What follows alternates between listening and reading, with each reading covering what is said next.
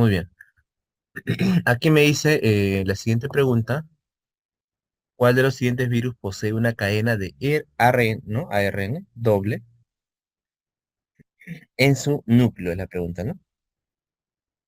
Acá en realidad es más o menos interesante estudiar los virus. Acuérdense que siempre hablamos de los de ADN y ARN, ¿no?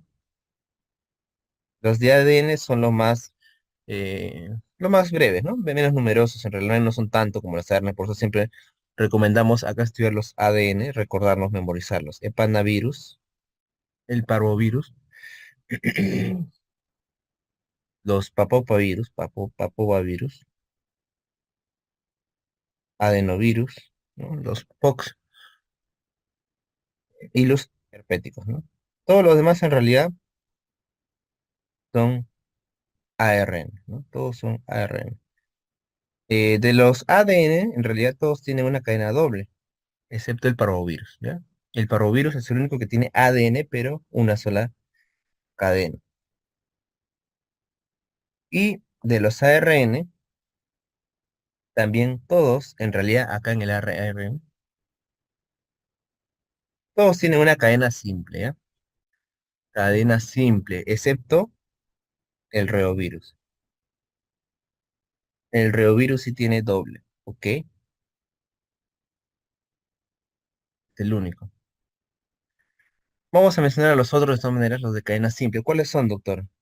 ¿No? Por ejemplo, acá tenemos a la familia Caliciviridae, Calicivira, acá tenemos a los picornavirus, ¿no? Aquí, ¿quién está? El calicivirus. Aquí el virus de la polio, el enterovirus, la familia Orthomyxovirida, ¿no? Influencia, virus de la influenza, ¿no? Tenemos también el paramyxovirida. Aquí tenemos, por ejemplo, el sarampión, acuérdate, ¿no? Parotiditis, virus sincitial. Y tenemos aquí también la familia Punjavirida. Antavirus es el característico. Y finalmente la arenavirida. El virus Junín, por ejemplo. Y desde luego los reovirus, que ahí tenemos sobre todo el rotavirus, ¿no? Reovirus y rotavirus. Ese de ahí es el único que es perdón, ARN de doble cadena. ¿Ya? Por eso la clave acá es la D.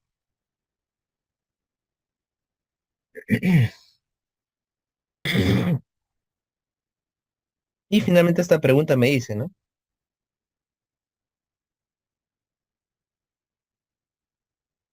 Una prueba de PPD positiva significa.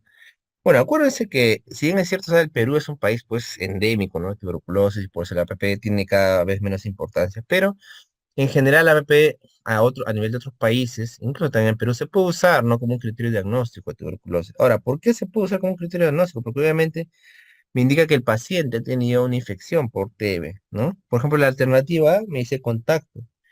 Contacto no llega a hablar del término de realidad de PPD, ¿no? Porque contacto es una persona que tiene contacto con un paciente que está cercano y tiene tuberculosis, ¿no? Que puede desarrollar la enfermedad como no puede desarrollarla. O sea, por ejemplo, si yo estoy cercano a un paciente con tuberculosis y ni siquiera un bacilo se me entra, igual sigo siendo contacto.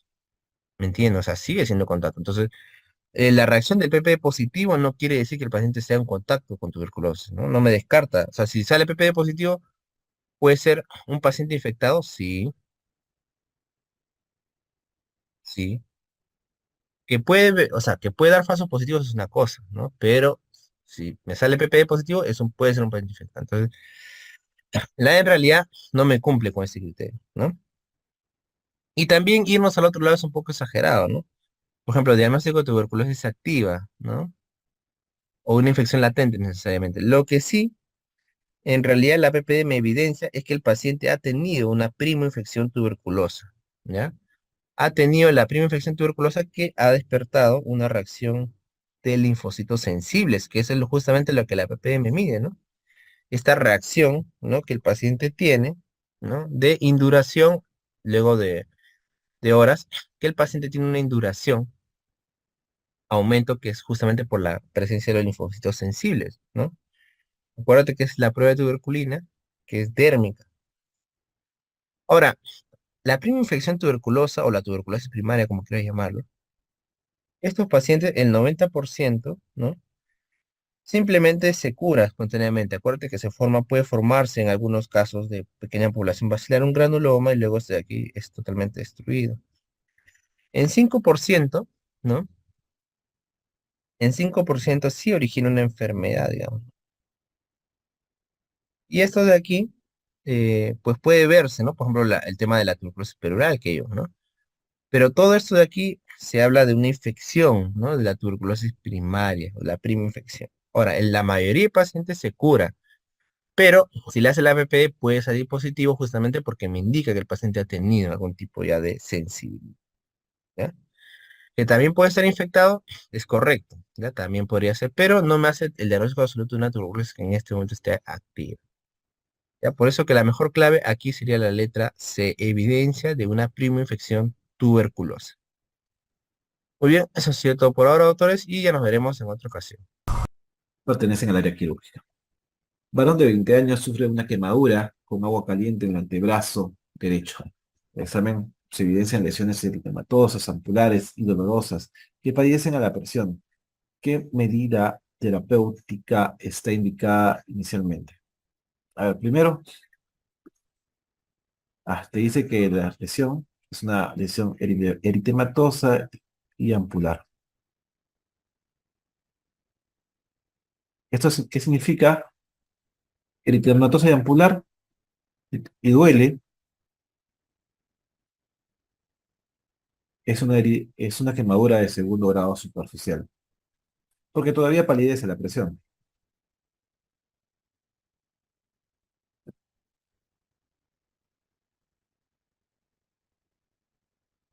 Listo. Ahora, el porcentaje te dicen que solamente afecta al antebrazo derecho. Si hubiera comprometido todo el miembro superior derecho, estaríamos frente al 9%, pero como solamente es el antebrazo, es un 4,5%. Entonces, es un paciente con una quemadura, pero de segundo grado, pero no es un gran quemado, porque los grandes quemados se definen con una extensión de más del 20% de la superficie corporal total. Y en este caso solamente es el 4,5%. Listo. ¿Qué medida terapéutica está indicada inicialmente? A ver, cuando estás frente a un quemado, lo primero, es ponerlo al agua 15 o 20 minutos. Listo. Después, o en el mismo momento, analgesia. Para esto, la analgesia tiene que ser endovenoso, hay que canalizar una vía, más colocación de vía.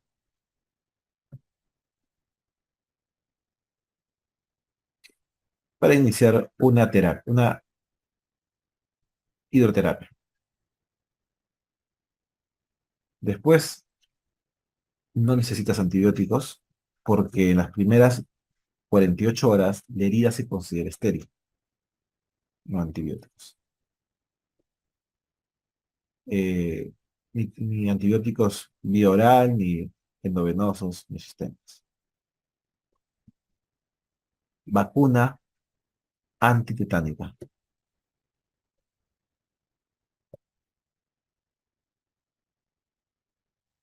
Listo.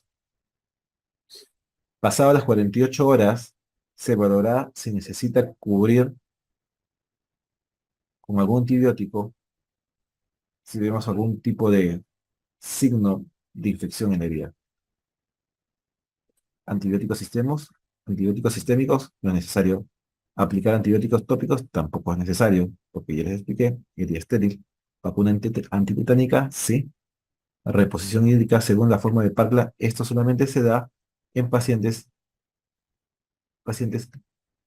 grandes quemados. Y la definición de grandes quemados es más del 20% de la superficie corporal total. Listo. Eso tampoco esto. La letra correcta, la alternativa correcta es la letra C, antitetánico. Muy bien. Recién nacido de sexo masculino, parto domiciliario, llanto inmediato, durante la atención inmediata, no hay ano, presente evacuación por el meato urinario. ¿Cuál sería la probable causa? Es una malformación ano rectal. En el varón, lo más frecuente es la recto uretral con fístula recto-uretral. Mujer con fístula recto vestibular. La respuesta sería fístula recto uretral. Bien, ahora este es un niño de 12 años que está diagnosticado hace 5 días de amigdalitis pultácea. Este es un término muy antiguo, acuñado desde el punto de vista en el que se tenía eso como una amigdalitis supurada, o esto simplemente significa que si ustedes tienen aquí la cavidad oral y aquí están las amígdalas, aquí está la lengua, quiere decir que estas amígdalas que ustedes ven aquí está puntualmente llena de paños blancos, blanquecinas. A eso se le llama amigdalitis pultácea. ¿Ok? Bien, le han dado penicilina intramuscular, o sea, quiere decir que ustedes lo están corroborando aquí que es bacteriano. Eso es algo que ustedes tienen que tener en cuenta siempre. Y que dice que acude al servicio de urgencias por la persistencia del cuadro febril. Quiere decir que sigue con fiebre, ojo. Y en la exploración de la cavidad oral, nuevamente miren cómo se los mencionan y lo voy a resaltar. Dice que hay un exudado en amígdalas. Súper importante, dato importante. Y además, miren, adenopatías generalizadas y esplenomegalia. Si ustedes tienen una infección probablemente bacteriana, que ya ingresó la penicilina intramuscular y que ya le dieron tratamiento, pero sigue con fiebre, es muy improbable, como yo siempre les decía, porque con amoxicilina se acaba la faringitis. Entonces, ya no pensemos en que es bacteriano, hay algo que se está agregando. Y de paso, las amigdalitis bacterianas no tendrían por qué hacer adenopatías, uno, y no tendrían por qué hacer esplenomegalia, ¿correcto? Estas dos cosas que ustedes ven aquí los deben hacer sospechar la posibilidad de una amigdalitis viral. ¿Y cuál es la amigdalitis viral más aparatosa que hay? Es una muy clara que se llama mononucleosis infecciosa. Importante, relevante, pero siempre teniendo en cuenta que ya el antecedente de que le hemos dado tratamiento a una amigdalitis bacteriana, en la que ya yo sé y ya vi que el tratamiento seguramente ya eliminó la bacteria, quiere decir que hay algo más. Entonces me están preguntando cuál de entre las siguientes alteraciones analíticas esperaría encontrar en un paciente con mononucleosis infecciosa. Eso es lo que me están preguntando, ¿correcto? Entonces, absolvamos esa pregunta. Bien, en mononucleosis infecciosa, doctores, tenemos trombocitosis, anemia hemolítica, hipogamma-globulinemia, cifras elevadas de antistreptolicina o aumento de transaminasa. ASLO no tiene nada que ver con las infecciones virales, así que se los eliminaría de una. La hipogamma-globulinemia es una inmunodeficiencia que no tiene nada que ver con mononucleosis infecciosa. Entonces, quizás nos quedaría dudas con el aumento de transaminasas, los trombocitosis o la anemia hemolítica. No se olviden que los chicos que tienen mononucleosis infecciosa, pues van a tener una faringoamigdalitis tóxica. Yo siempre le digo así. ¿Por qué? Porque es un niño que va a estar con muchas mialgias, con mucho dolor, con mucha fiebre, dolor faríngeo obviamente, con mucha fiebre. O sea, el niño va a lucir severamente mal, porque incluso pueden tener náuseas, vómitos y dolor abdominal. Ojo, es una infección viral de la garganta muy aparatosa. Y en la exploración física llama la atención dos cosas. Uno, las adenopatías, que se las están cantando eh, en el examen físico. Y otra cosa es que ustedes van a palpar el hígado grande y el vaso grande. Hígado y vaso grande. Bien, es importante entonces que ese dolor de garganta, esa faringitis importante, va a ir siempre transmitido o acompañado de todos estos síntomas que ustedes están viendo aquí. Y si a esto le sumamos algo de analítica, probablemente hayan dos cosas muy llamativas y quizás no más, pero es lo que seguramente vamos a encontrar. No se olviden que dentro de todas las analíticas que nosotros pudiéramos encontrar es que hay leucocitosis, sí, totalmente, es una infección finalmente viral o bacteriana, va a haber leucocitosis, pero no se olviden que va a ser a predominio de linfocitos, ¿correcto? Solo los linfocitos, solo las células de defensa, el resto no tendría que aparecer. Pero no se olviden que debería, porque no siempre, van a ser linfocitos atípicos, no atópicos, atípicos, ¿ok? Linfocitos atípicos. Y también es cierto que hay una elevación de transaminasas de ambas, ninguna por encima de otra. No es lo más marcado, pero sí es lo que hay. Lo que sí debo decirles es que no tiene nada que ver con la trombocitosis, porque no se elevan las plaquetas, y nada que ver con la hemoglobina. Por lo tanto, una vez más, el aumento de transaminasas es algo que va a llegar colegido a todo lo que ustedes ya han empezado a deducir. Quiero decir con esto que de repente no es la respuesta en la que nosotros vamos a tener más claro o más enfocado de inicio, pero sí es la que vamos a ir descartando de lejos porque no tiene nada que ver con alteración en plaquetas, la mononucleosis, y nada que ver con alteración en la hemoglobina. ¿Correcto? Bien. Ahora es un niño de 10 años que ha presentado varios episodios de pérdida transitoria de conciencia. Miren el dato que nos dan. 10 años, ¿eh? Varón de 10 años de edad. Muy bien. Siempre de duración inferior a 30 segundos. Dato importante. Y ya le han hecho un electroencefalograma. Muestra, aquí está la clave de la pregunta, porque esta pregunta la verdad es bastante teórica. Tiene un electroencefalograma que muestra complejo sonda punta de 3, de medida de 3 por segundo. Ahora, le preguntan directamente por la enfermedad y les preguntan directamente por la enfermedad porque lo que está descrito en este enunciado corresponde a las famosas crisis de ausencia. Así se llama, eso que antes le decían el petit mal o el pequeño mal, esa convulsión que tiene este electroencefalograma característico se refiere a una crisis de ausencia. Entonces, no se olviden que esas pérdidas transitorias de la conciencia van a veces acompañadas de manifestaciones leves, ¿no? Eh, ¿Cuál es la característica? Que las crisis de ausencia siempre van a tener algunos movimientos que se les llaman movimientos clónicos o movimientos mioclónicos, ¿no? También usualmente podría pasar, a veces hacen retroversión de la mirada, a veces hacen algún trastorno vegetativo, o sea, quiere decir que se pueden orinar o pueden defecar, ¿no? Durante la ausencia. Puede haber retroversión ocular, pero es importante que tengan en cuenta que el paciente generalmente no se va a caer como cuando convulsionan otros niños, ¿no? O sea, no es que va a tener movimientos tónicos, clónicos que le van a llevar a caerse, pero sí podrían dejar caer objetos que de repente estaban sujetando o de repente van a tener, digamos, una actividad y se detienen bruscamente, nadie entiende por qué, y luego la van a reanudar, ¿no? Cuando ya la crisis se haya ido. El electroencefalograma que ustedes les colocan aquí es uno muy característico precisamente de eso. Y evidentemente, muchas veces ni siquiera lo notan, porque como pueden ver, la duración es corta. Entonces puede que alguien crea que está distraído, ¿no? O sea, realmente muchas veces esto pasa desapercibido y es importante que lo tengamos en cuenta.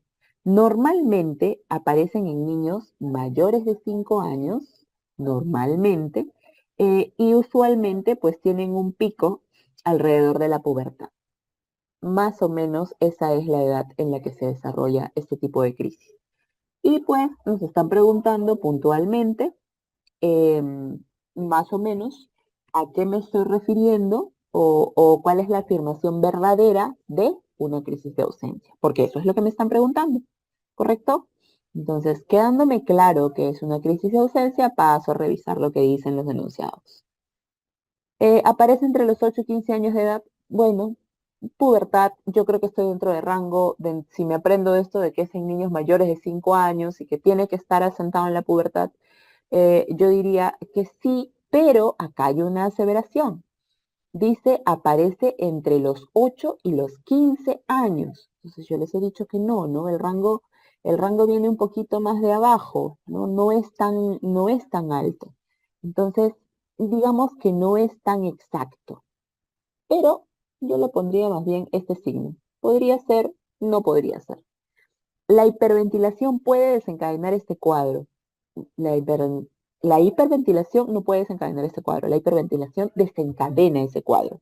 Si ustedes ponen a estos chicos, yo no sé si ustedes han visto los electroencefalogramas con estimulación.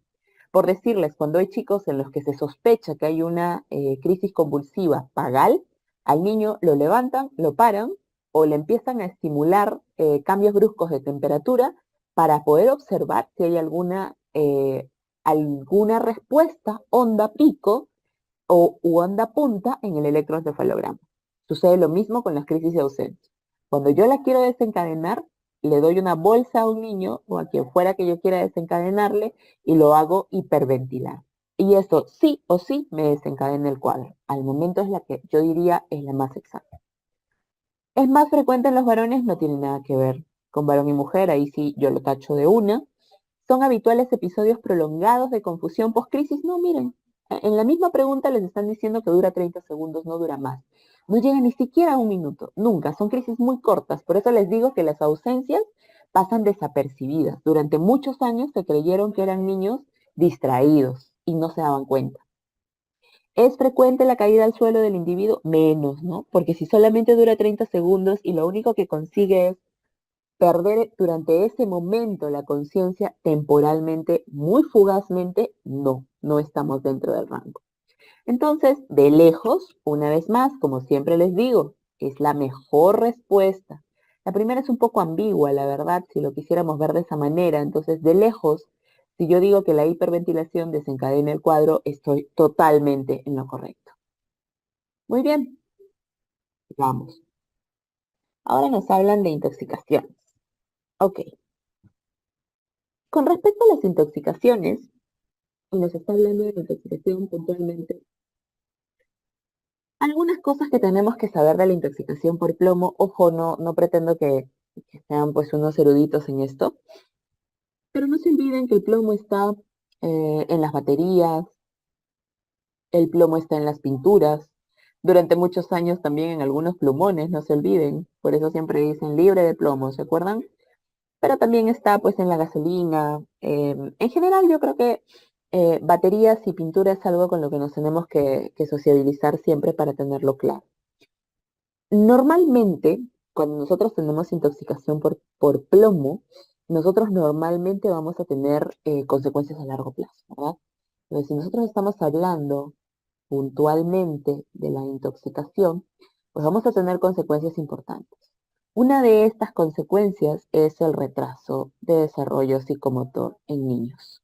Es una de las cosas más importantes y también nos podría causar niños con irritabilidad si son pequeños y con cefalea si son más grandes. Generalmente llega a causar este tipo de sintomatología. Y si nos preguntamos qué causa en la sangre, sí podría causar en la sangre una anemia crónica. Quiere decir una anemia microcítica hipocrómica. No lo olvidemos. Bien, evidentemente si nosotros tenemos una intoxicación severa, pues estamos hablando prácticamente de un paciente que incluso podría convulsionar. Pero la pregunta nos manda en todo caso al escepto, ¿correcto? Entonces nos dice, por decirles, Inhibe la enzima deshidratasa del ácido amilobulínico. Bueno, yo creo que tendríamos que revisar la fisiología y la fisiopatología para entender que esto es correcto, pero como siempre les digo, sigamos leyendo. Existe una correlación estrecha directa entre el nivel sanguíneo y las manifestaciones clínicas. Esto es algo muy importante que a ustedes se les debe quedar, no solo porque es la respuesta correcta, es el excepto, sino porque de esto se tratan muchísimas de las investigaciones que se están haciendo ahora y es precisamente porque no lo podemos demostrar que hasta el día de hoy no se ha podido hacer una, una investigación completa alrededor de esto. No existe una reacción directa o una relación, mejor dicho, directa entre el nivel sanguíneo de plomo y las manifestaciones clínicas de los niños.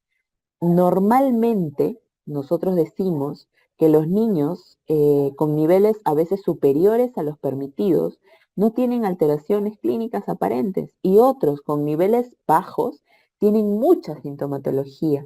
Y esto se ha podido recopilar en niños que se han examinado muchas veces en la sierra de nuestro país porque las minas, donde tienen claramente mucho acceso a pinturas, a baterías y a gasolina también, definitivamente generan niños con este tipo de alteraciones. Entonces, no nos dejemos llevar a veces porque, uy, no, qué difícil, yo no voy a acordar eso porque me están preguntando cosas tan complicadas. Bueno, no suele suceder de esa manera. Continuamos leyendo para que nosotros mismos lo vayamos descartando. La manifestación más grave es una encefalopatía aguda. Si yo les digo que hay irritabilidad y cefalea, significa que hay afectación del sistema nervioso central, ¿correcto? Por lo tanto, sí, esto es absolutamente válido. Niveles superiores a 70 microgramos por decilitro, aún en ausencia de síntomas, son una urgencia médica. Esto es un dato que sí tenemos que saber. Niveles de 25 a 50 son tóxicos, pero según la literatura no son sintomáticos. Ojo que en nuestro país hemos encontrado que sí. Pero continuemos con lo que tenga que ver con la literatura. Niveles mayores a 60 o 70 para alguna literatura, todo esto es en microgramos, por si acaso. Niveles superiores a estos efectivamente son urgencias médicas porque deberíamos desintoxicar.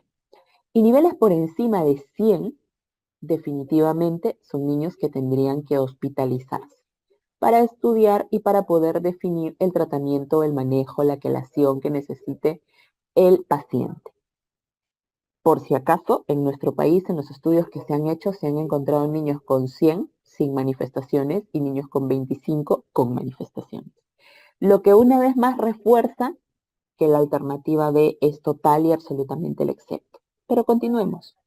La encefalopatía es rara cuando los niveles son inferiores a 100, correcto. La encefalopatía, que es la manifestación más severa, como lo ven aquí, de lejos es rara cuando los niveles son inferiores a 100. Muy bien, entonces me sigo quedando con este excepto en el que definitivamente no tiene nada que ver la intoxicación con los niveles sanguíneos que yo voy a encontrar. ¿Ok? Muy bien. La siguiente pregunta me dices, te pregunta interesante, ¿no? Que en realidad es una forma de preguntar, ¿no? La clasificación de Forrest, ¿no? La pregunta me dice, ¿cuál de los siguientes datos endoscópicos se asocia con mayor riesgo o alto riesgo de recidiva hemorrágica, ¿no? En la úlcera péptica? Acuérdate que la clasificación de Forrest, ven acá,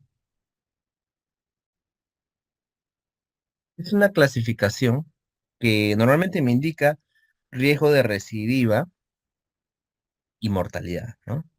Vamos a tener que tenemos el grado uno que puede ser 1A1B, ya sean ustedes 2A2B, 2C y la 3, ¿no? Poner acá las características y riesgo de recidiva, mortalidad.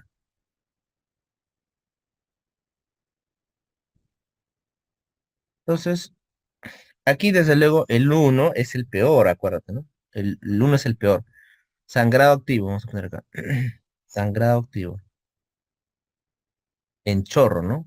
Un chisguete.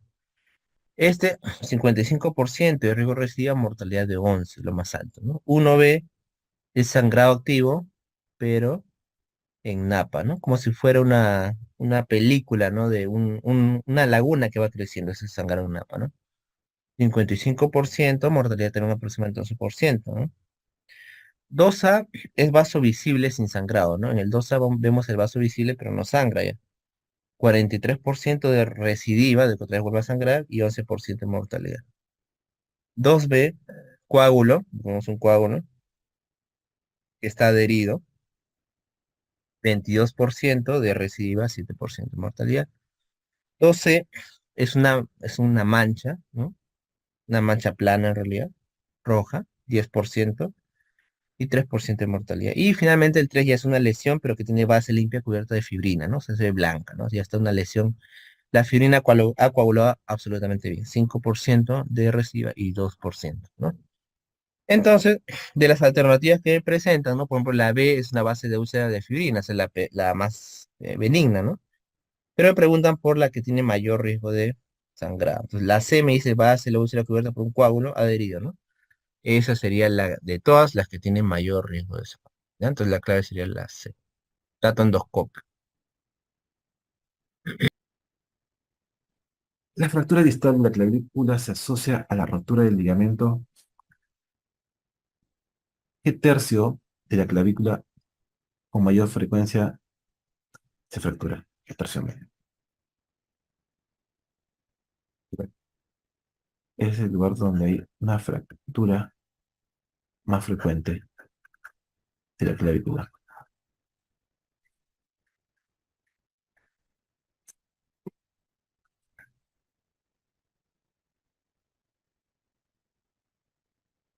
Ahora, para responder esta pregunta vamos con la siguiente diapositiva.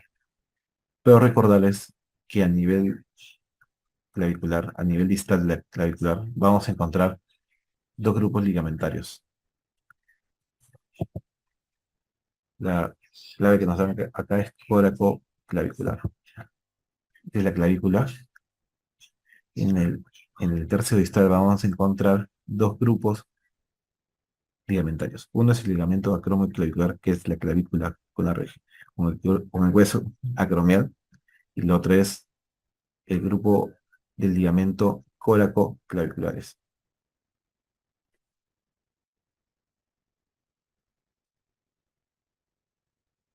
Este ligamento recibe el nombre de ligamento trapezoide, y este ligamento recibe el nombre de ligamento conoide. Ambos forman parte del ligamento coracoclaviculares, que se comprometen cuando hay una fractura del tercio distal de la clavícula. Como les dije, coracoclavicular tiene dos ligamentos, trapezoide y conoide,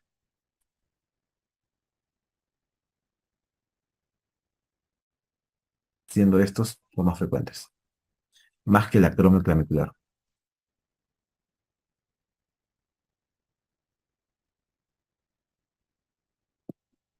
La atención del recién nacido críticamente enfermo se requiere la necesidad de un ambiente térmico neutro, el cual es aquella temperatura que se encuentra dentro del rango normal y donde el gasto metabólico es mínimo, ¿ya? O sea, en esta situación vamos a definir ambiente térmico neutro a un ambiente que está en equilibrio, ¿ya? Donde el gasto metabólico o tasa metabólica basal está disminuida, ¿ya? No es igual a una temperatura normal.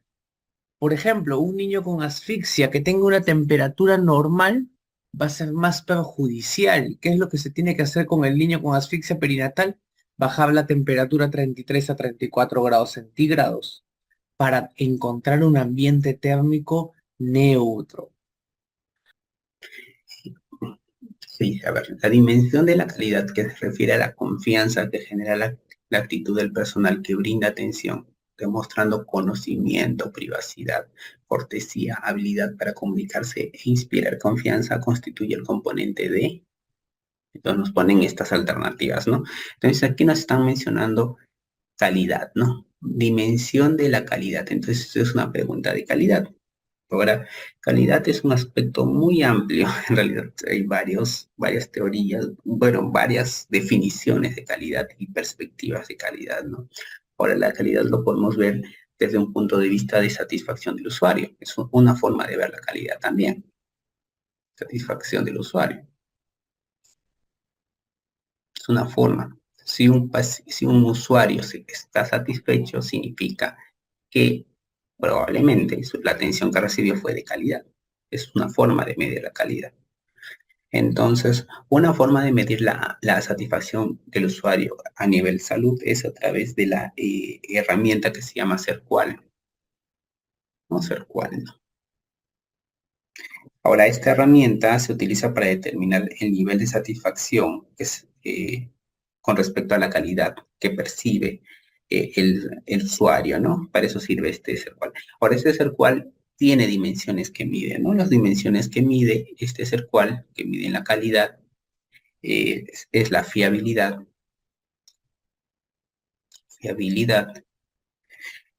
El otro es la capacidad de respuesta. Capacidad de respuesta. El otro es aspectos tangibles. Aspectos tangibles. El otro es empatía. Y el otro es seguridad. Esas son las dimensiones que ve el CERQUAL, ¿no? Para medir la calidad de atención del servicio, ¿no? Ahora, fiabilidad tiene que ver con la capacidad de cumplir exitosamente con el servicio ofrecido, ¿no? Sí, brindar lo que se había ofrecido. Ahora, la capacidad de respuesta tiene que ver con la disposición de servir al usuario. Ahora, aspectos tangibles tienen que ver con los aspectos físicos que el mismo usuario percibe al asistir a un establecimiento. La empatía tiene que ver con la capacidad de una persona para ponerse en el lugar de otra, ¿no? Eso también es muy conocido.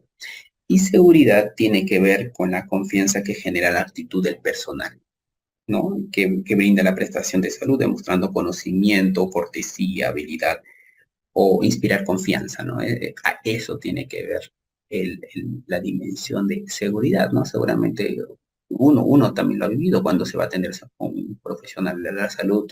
Hay algunos lugares donde nos dan más seguridad que en otros, ¿no? Entonces, eso también mide esta dimensión.